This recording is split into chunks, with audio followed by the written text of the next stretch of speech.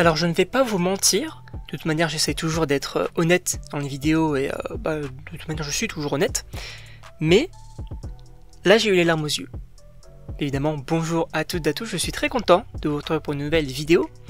Sachez que oui, aujourd'hui on va donner mon avis et on va un peu analyser le trailer de Avatar Fire and Ash ou Avatar de Feu et de Cendre, qui du coup sortira du coup le 17 décembre si je ne dis pas de bêtises. Et en gros, le trailer est sorti. Alors il y avait déjà eu des sortes de avant-premières du trailer lors des séances des 4 Fantastiques. Personnellement, j'avais été voir le film et du coup, il n'y avait pas le fameux trailer. Bon, c'était un petit peu dommage, mais en réalité, là, c'était vraiment très très cool, même si j'aurais peut-être préféré le découvrir au cinéma. En tout cas, j'adore. J'adore ce qu'on nous propose parce que... alors je comprendrais que certaines personnes ne soient pas totalement en accord avec ça. En accord avec peut-être juste aller voir un film pour déjà le visuel. Pour moi c'est pas forcément le cas, parce que, alors oui, le visuel, déjà on va mettre les choses au clair, c'est magnifique. C'est magnifique, le trailer est magnifique à tel point que je me suis demandé si ce n'était pas encore plus beau que le précédent. C'est une dinguerie tellement que c'est beau, vraiment. J'ai été, du coup il y a le trailer notamment qui avait été dévoilé, que j'ai regardé personnellement en 4K, donc vous pouvez regarder en 4K si vous voulez.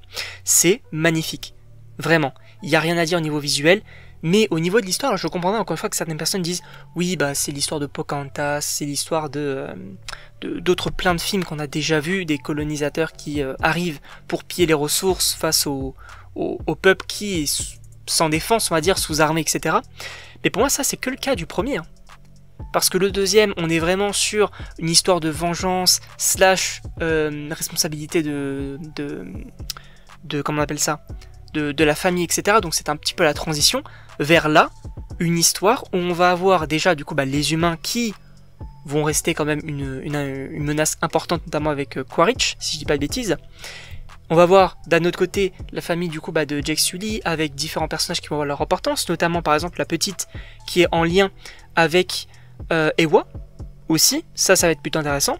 Et on a des autres navires en lien du coup avec les volcans, les cendres, etc. Et ça, c'est très intéressant.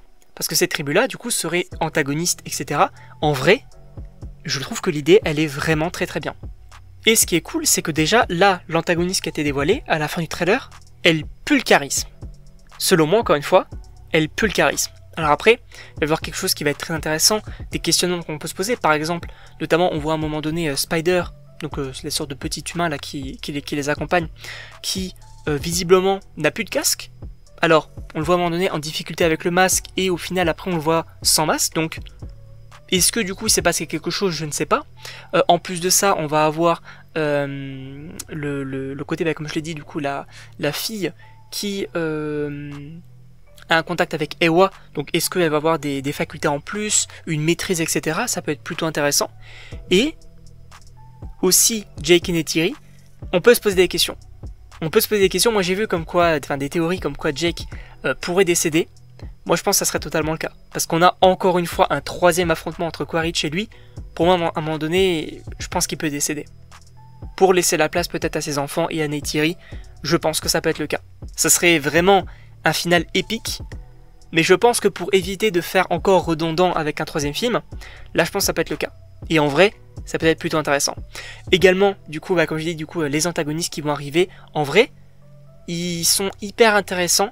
En fait, ce qui est cool, c'est que en fait, chaque peuple, donc que ce soit dans la forêt, dans la jungle, du côté vraiment plus de l'eau et la descente, et même on voit aussi un petit peu des airs, je trouve qu'il y a vraiment une esthétique qui est vraiment, vraiment très très réussie. En tout cas, personnellement, j'adore ce qui a été proposé. Et tout ça, bien évidemment, accompagné d'une musique. Alors, on a un petit peu du musique du premier film et du second, c'est parfait. C'est parfait. J'ai rien à redire et j'ai extrêmement hâte d'aller voir ce film-là. Voilà, ça va être plutôt sympa. Prenez mon argent, tout simplement. Prenez mon argent et j'ai extrêmement hâte de également vous en faire la critique parce que oui, sachez que en gros, pour Avatar 3, j'ai l'envie de me refaire les deux premiers films. Donc il y aura la critique du premier, du second, et aussi peut-être l'histoire d'Avatar, de revenir un petit peu à la genèse du projet. Comment est-ce que ça a été fait, qu'est-ce que moi j'en pense, qu'est-ce qu'on en ressort, etc. En vrai ça peut être plutôt intéressant, donc pas mal de contenu, donc bien évidemment n'hésitez pas à vous abonner.